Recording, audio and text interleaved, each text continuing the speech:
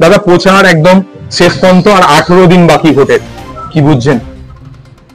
আরামবাগ লোকসভা 2019 সালেই লোকসভা নির্বাচনের পর থেকে এখানকার মানুষ ভারতীয় জনতা পার্টির উপরই ভরসা রেখেছে, বিজেপির উপর।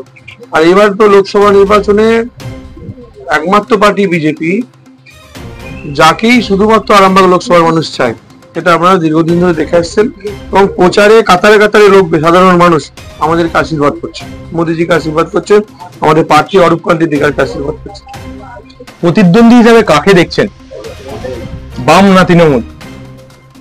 প্রতিদ্বন্দ্বী হিসাবে দেখা সিপিএম তো শুধুমাত্র তৃণমূলের পয়সায় ইলেকশন লড়ছে।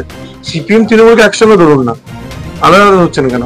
কারণ সিপিএম কে তৃণমূল পয়সা দিচ্ছে, দেয়াল লিখছে, আবার কোথাও কোথাও তৃণমূল রাতের অন্ধকারে সিপিএম এর দেয়াল লিখে দিচ্ছে।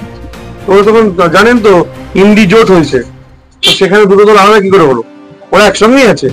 আমাদের লড়াই হচ্ছে কোনো দলের সঙ্গে, আমাদের লড়াই হচ্ছে দুর্নীতির বিরুদ্ধে, আমাদের লড়াই হচ্ছে বাংলাকে সোনার বাংলা করার লড়াই।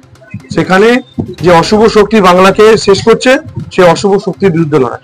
নরেন্দ্র মোদী 9 তারিখ আরামবাগে আসছে, প্রস্তুতি কত? 12 তারিখ। প্রস্তুতি আমাদের মাঠ আমাদের দেখার কাজ কমপ্লিট।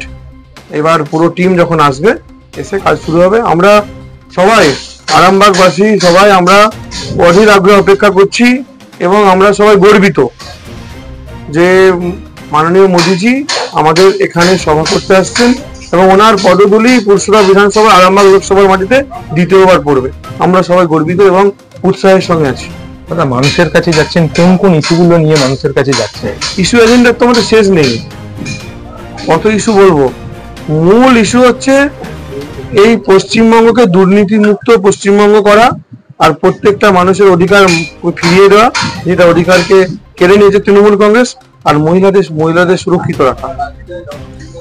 দাদা মার্জিন কি হবে মনে হচ্ছে আরামবাগ? জিতবো কনফার্ম, এটা আপনি জেনে রাখুন। আরামবাগ লোকসভা নিশ্চিতভাবে বিজেপি জিতবে। কত ভোটে জিতবো সেটা যতক্ষণ পর্যন্ত না ভোট হচ্ছে, এখনো 18 দিন বাকি আছে। আমাদের প্রত্যেকটা হেভি মেগা সভা, বিশেষ করে মোদীজির সভা বাকি আছে।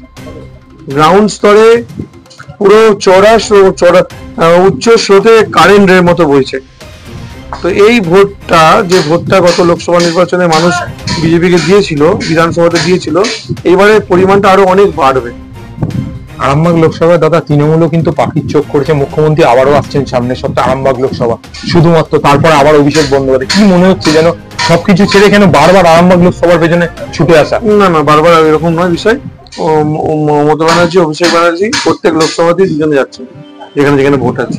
আলাদা করে আরামবাগ আসছেন এরকম ব্যাপার না। আপনারা নিশ্চয়ই অবগত আছেন যে গত বিধানসভা নির্বাচনে আমাদের রাজ্যের মুখ্যমন্ত্রী পুরসুরাতে একটা সভা করতে এসেছিল, 4000 লোক হয়নি। উনি রেগে গিয়ে কিছুটা বক্তব্য দিয়ে চলে গেছিল। তারপরে আমরা মিঠুনদা একটা সভা করেছিলাম, র্যালি করেছিলাম, সেখানে শুধু পুরসুরা বিধানসভা থেকে 30,000 লোক ছিল, সংখ্যা ছিল 30,000। তো উনি বুঝে গেছেন যে আরামবাগ মাটিতে হ্যাঁ যেতে হবে, ফর্মালিটিস, ক্যান্ডিডেট দাঁড় করিয়েছে, এর বাইরে কিছু না। দাদা ব্যবধানটা কি? বারবার সবাই একটা ব্যবধানের কথা বলছে। আমরা দেখছি শ্রীরামপুর লোকসভার ক্ষেত্রে আমরা দেখছি কল্যাণ বন্দ্যোপাধ্যায় বলছে 1.5 লাখ ভোটে জিতবো, 2 লক্ষ ভোটে জিতবো। তাই আপনাদের ব্যবধানটা কি মনে হচ্ছে? ব্যবধান আমি তো বলবো, আমি তো কল্যাণ ব্যানার্জি নয়। উনি যখন কথা বলেন আমাদেরকে চিন্তা ভাবনা করতে হয়, রাত্রি 8টার পরে বলেন না 8টার আগে বলেন। 8টার পরে বললে এক কথা হয়, 8টার আগে বললে এক কথা। ওর কথায় আমি উত্তর দেবো না। আমার কাছে যেটা প্রশ্ন হচ্ছে, সবাই তো একটা কথা বলছে যে ব্যবধান কি হবে, মানে জিতবো নিশ্চিত। আপনারা বলছেন, একবার হারার কথা কেউ বলছেই না, জিতবো নিশ্চিত, ব্যবধানের কথা সবাই বলছে। কারণ আরামবাগ লোকসভা অলওয়েজ পজিটিভ। আপনি দেখেছেন যতগুলো আপনাদের মিডিয়া, সব মিডিয়া এক্সিট পোল দেখিয়েছেন, কোথাও আরামবাগ লোকসভাতে 1-2-3% সুইং হবে এদিক ওদিক দেখেছেন কি? আপনারাই দেখাচ্ছেন, আমরা কেন বলবো? সাধারণ মানুষের কথা শুনে আপনারাই বলছেন। মানুষ বিজেপি মুখী হয়ে আছে, পঞ্চায়েত ভোটে ভোট দিতে পারেনি, লোকসভা নির্বাচনে পুরো উৎসাহের সঙ্গে আছে যে ভোট দেওয়ার সুযোগ করে দিন, তৃণমূলকে ফিনিশ করবো।